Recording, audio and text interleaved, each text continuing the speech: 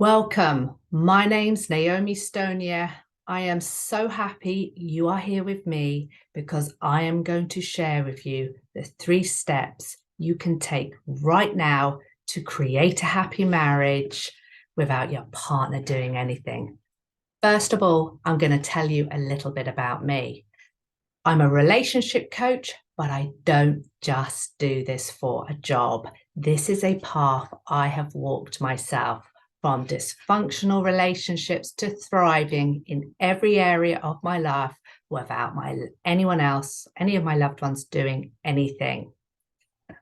We are sponges, soaking this stuff in from the first moment.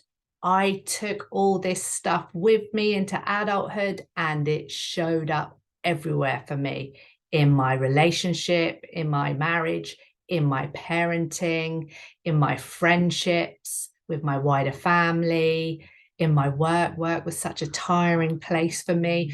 I lived on the emotional roller coaster. Life was exhausting. And that meant when a life event came my way, and one way or another, this stuff's coming for all of us, right? No one gets off scot-free. And for me, that life event was infertility. I was completely unequipped to deal with this life experience. My life blueprint, and we all have one, and your life blueprint determines your quality of life, your level of happiness. Your actual life, how much your actual life resembles how you think life should be, your life blueprint determines your level of happiness. And for me, my life blueprint was a big family. I thought a big family was going to give me all the love I needed. It was going to make me feel loved. It was going to make me feel needed, give me that significance. I would never be alone. So that meant even when we were lucky enough to have one beautiful daughter, I was desperate for more. And this resulted in many years of treatment, turned into a bit of an obsession for me that nearly broke us emotionally, physically, and financially. But not getting what I so desperately wanted turned out to be my gift because it brought me to relationship coaching. And I believe so deeply in this work that I now do it for a job. And I've spent hundreds and hundreds of hours walking people through these 3 steps to creating a happy marriage that I am now going to share with you. Okay. So this is where you are right now. And we've got to normalize this. This is human nature. We make it mean a lot of things when we do this and when our partners do this. And so this is what you're doing. You're focused on what your partner does or doesn't do. This is human nature, to always focus on what's outside of you, not think about what's happening with you. So you focus on what they're doing, what they need to change, how they need to change, and you believe that's what needs to happen for your relationship to be okay. You're communicating one way. You're communicating your way. And when your partner doesn't get it, or they just don't seem to be paying attention, you make it mean that they don't care. So you communicate one way and say, well, I've told them a million times. They obviously don't care. You make it mean that. And you expect your relationship to make you feel okay. This is so normal. This is human nature. We expect our relationships to make us feel secure, to make us feel loved. We look to it for all of those things, but we put a lot of pressure on our relationship when we need it to make us feel okay. So the 3 steps to a happy marriage are to understand yourself first. You have a past before your partner. You have a past through your partner, and everything that happens between you gets filtered through this. You create a system of beliefs. It's kind of like the operating system that your computer runs on. You collect up all your experiences of through all your years on the earth, and you create this system of beliefs, and you filter everything through that system of beliefs. And guess what? Your operating system, your system of belief is different to your partner's. In fact, they clash. And this is where all the misunderstanding comes from. So when you learn the habit of going to yourself first, what's happening with me? Check in with yourself first. What am I making this mean? Your relationship struggles will be a lot easier to deal with. Next, you need to learn how to flex your communication. If no matter how many times you've said it, your message is not being received, your partner is not responding, you need to get curious about how you are saying it. For me, my experience of this is my method of communication is let's sit down face to face and talk for at least an hour. No chance. That is not my partner's method of communication. Even if I was to get him to sit down, it would be like talking to a lamppost. He would completely shut down. So I had to go on a journey to get curious. How does my partner receive information? And I discovered I got a lot more out of him from text message. And back in the day, I would have said, this is ridiculous. We shouldn't be having serious conversations by text message, but I just let go of that, let go of my way of communicating. And I just started having conversations via text. The other thing I had to do was build up a bit of trust in the relationship. If he said one thing, I'd want to talk about it in triplicate. And that ensured, boy, I'm never going to say that again.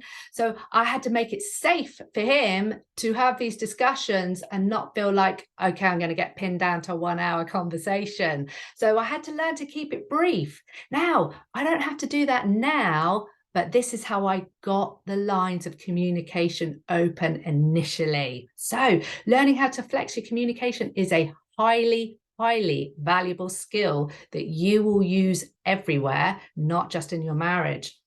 And then learning how to meet your own needs first. What is it that you're craving in your relationship? And how can you give that to yourself first? How can you look after yourself first? When you are okay in yourself and you go to your relationship to give, it creates a high quality, happy marriage. Now, the good news is, because when I share these steps, a common response is, oh God, so I have to do all of this. Because the good news is these are just skills. They are new skills that you can learn. And you just repeat, practice until they become a habit, until they become your automatic response in your relationship. Now, for a lot of people, it's like, oh God, so I've got to do more. I've got to learn these skills. I've got to practice this. I'm already doing so much. No, this is not about doing more. This is about doing less. This is about learning to do less of the stuff that isn't working and more of the stuff that you're already doing that is working. These 3 steps will help you get clear on that. Another way to create the desire and the motivation and the commitment to learn these 3 steps and make them a habit in your relationship is to understand the value of learning these skills. These skills will gift you back a lot of time and energy. When you understand yourself first, you learn to flex your communication and you learn to meet your own needs, you will feel a lot better. And bad relationships, a bad marriage takes up a lot of time and energy. So you'll get all that time and energy back, and you'll also feel a lot more confident, and that will flow into every other area of your life. So understanding this is not about doing more, this is actually about doing less. When you learn these skills, you'll do less, and learning the value of these skills for every area of your life, a happy marriage, and then so much more. So I've spent years and many clients teaching people these steps, and I have developed 5 skills, 5 concepts, reframes, ways of being, whatever you want to call it. I've developed 5 ways of bringing these 3 steps into your marriage, because like I said, this is simple, but it's not human nature. So I'm going to share these 5 skills with you now, because you are just one side step away. When if you just take a step to the side, to the left, and look at this problem in your relationship in a new way, you're going to see it in a very different light. Suddenly the solutions, you start seeing different evidence, you start thinking in a different way. That's all it takes to make shifts in your relationship right now. Your partner doesn't need to do anything. You don't need to wait for your partner to do anything. You can just start doing this right now with these 5 skills, these 5 new ways of thinking that I'm going to share with you. So, first of all, how do you understand yourself? You condition the habit of understanding yourself by believing that other people can't create your emotions. Now, sure, intellectually, we know this. I'm an adult, I'm responsible for myself. But in the moment, we forget this is human nature. In the moment, you get that look, that tone, and boom, you react, okay? So just committing to believing this. This is not about never having difficult emotions in your relationship. You'll always have them. It's called being human. You'll always have difficult emotions throughout your day. But when you commit to believing other people can't create my emotions, so, okay, I'm feeling awkward, uncomfortable, whatever it is right now, but other people can't create my emotions, it gives you the ability to ask skill 2. Why am I finding this difficult? The wrong questions will keep you stuck. Wrong questions, it's all about the questions you ask. The wrong question will keep you going round and round. The right question will set you free. And after many, many years of doing this, this is the right question to ask. I'll give you an example. I had a client come to me saying, my partner doesn't believe in me. My partner doesn't rate me, doesn't support me. And we asked this question, why am I finding this difficult? And my client felt insecure. And I have this simple formula, an emotions decoder formula that I share with my client. I teach my client, and they learn to break down their emotion in the moment. Why am I finding this difficult? How am I creating this emotion? And my client was able to find an experience in their past where they had turned down a place at a top university, and their parents had been very disappointed about this. And from that moment on, that 18-year-old, it was a really intense experience. From that moment on, they had this fear of letting people down, this fear of disappointing people, and it showed up everywhere for them. They searching for this, have I let my partner down? Does my partner not rate me? It showed up in their marriage, in their work. It showed up everywhere. So it was an amazing moment for that person to be able to see, oh, I'm filtering my partner's reactions through this past belief. And then they got to be able to do something about it. So these 2 skills will teach you how to focus on the one thing you can control, yourself, help you uncover that belief system, that operating system that you're making all your choices and decisions from. And most of it, you're not even aware that you have. It will help you catch where you're filtering through the past. These 2 skills will help you catch the meaning you are giving that might be making this so uncomfortable for you. Skill 3, you will drastically improve your communication when you learn to let go of right and wrong. When we are hurt or scared or angry, when emotion is high and intelligence is low, and we get into very black and white thinking, and our relationships, they're the scariest place for us. Your marriage is the scariest place for you. Yeah, that intimate relationship, we require a lot of certainty, but a good relationship requires risk. It requires you to expose yourself. So it can be fearful. We can get into this black and white thinking. And the idea of blame is a dangerous one. Your brain doesn't know the difference between real or imaginary danger, and your emotions are dangerous. And the idea of blame is very uncomfortable. It's not my fault. And we go to we have to justify, we have to defend. No, it's not my fault. It's your fault because no. Or we give ourselves a really hard time when we think it's our fault. So we get stuck on right and wrong. We get stuck debating it, and right and wrong is just a matter of opinion. You are filtering everything through that belief system that you've collected and you've created over the years. My belief system is different to yours, so my opinion of right and wrong is different to yours. And so we present our opinions as facts. They feel really real. I'll give you some examples. The house is a mess. Feels like a fact to me, but my opinion of what's a mess is different to your opinion. The kids had too much sugar. You work too much, This stuff feels like a fact. And when I present it as a fact, it affects my communication. And if my partner doesn't share this opinion that feels like a fact to me, they'll defend. No, the house is not a mess. You're just making a fuss.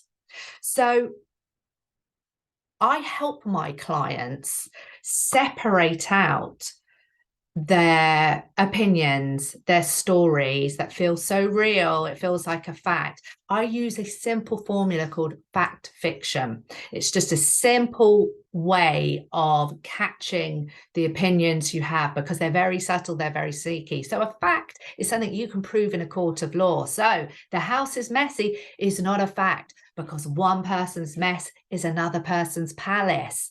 And when you can just go down the list of opinions you have and check, is this a fact? Is this something I can prove in a court of law? It really neutralizes it and it will radically improve your communication. So now I'm able to go to my partner and say, hey, the house feels really messy to me. It makes me feel really uncomfortable. I've got this important thing on at work and this is like dragging me down. Can you help me?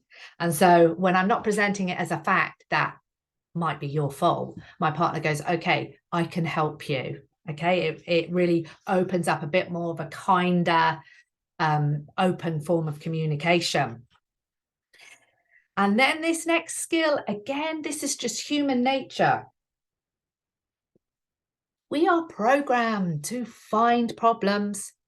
This is how we survive in the wild. This is survival brain programming. We're programmed to find the problems, focus on the problems and fix them.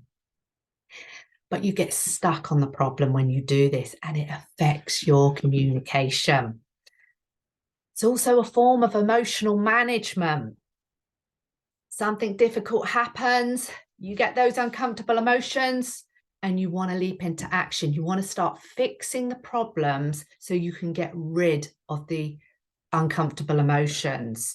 Leaping into action and fixing something gives you the illusion of control, but it leads to burnout, it leads to us overdoing it, and it leads to bad decisions because we're making our decisions to try and avoid or change our emotions, and you make terrible decisions for that when you're doing it for those reasons. Problem solving is also an identity. It feels good to be good at solving problems, but it affects your relationships because when you love to get stuff done and you're one of those can-do people, what happens in our relationships is we start assuming responsibility for everything. It becomes sort of an automatic reaction to just assume responsibility. And that has a negative consequence on you because you burn out, but it also has a negative consequence on your relationships because people around you can feel controlled. And even if you're not saying it, this is actually a really loving thing. My can-do people, they're deeply loving people. They want to help everybody. But the unintentional consequence of this behavior is your loved ones feel controlled. We are communicating, I don't believe in you. I don't trust you to be able to solve this. I've got to be in control of everything. So an example of this in my coaching is a client of mine who worked in a business with their partner. But because my client was an amazing can-do person, could get everything done, and because my client was using this as a form of emotional management, my client always wanted to be in control of everything. And that was disempowering. It was unintentionally disrespectful to their partner because they had no autonomy to do things because my client was always needed to be in control of it all. Also, my client was in right-wrong thinking. My way of doing it is the right way. That felt like a fact, and your way of doing things is wrong. So it was a game-changing experience for my client to learn to just manage those uncomfortable emotions of not being in control of everything because it was exhausting for them. It was burning them out. Much better to just go, oh, this feels uncomfortable. Let me process it and then decide. And my client was able to just let go of right and wrong. Oh, it feels like a fact that my way is the right way of doing it. Let me just let that go and just seek to understand and allow space for my partner to step in and do some of the work here. And the results are just life-changing. It's a happy marriage and a happy business. It's pretty incredible. So I teach my clients a simple formula around problem solving, what problem solving looks like, the way you behave, how you feel. It's very urgent and rushed and tiring. And knowing how to switch into solution creation. So solution creation is about awareness, being able to see, okay, I'm feeling uncomfortable. I've got this desire to do everything. Let me just sit with this, open up, get curious, trust myself that the solution will come to me. I don't need to go chasing after the problem. Trust my loved ones to be able to figure it out and believe in them and trust them. And this completely changes your communication and it saves you a hell of a lot of time and energy. And the last one is the need to be able to look after yourself first, to give yourself first what you need, and then go to your relationship to be okay. The first thing I do is I teach my clients the understanding of you have to protect the asset. You are the asset. And if you don't care for the asset, if you don't know how to look after yourself and care for yourself, the asset breaks and can't function anymore. And your relationship and your family need you to protect the asset. When you are okay, when you know how to look after yourself, everybody else is okay. And then you need to take a look at what is it that you are lacking in your relationship? What is it that you are craving in your relationship? Do you want more affection? Is it that you want more attention?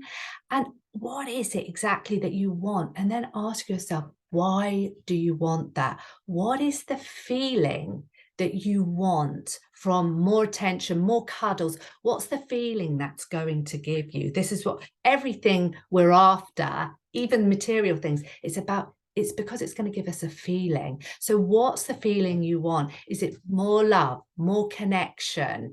Is it a bit more excitement and adventure? Or maybe you're looking for a bit of security, a bit of stability. What feelings is it that you want? And how can you give them to yourself? For me, the feelings I was craving through that desire for that big family was I wanted lots of love. I wanted that security of having a big family, that I wasn't going to be alone. I wanted to feel needed, to feel significant.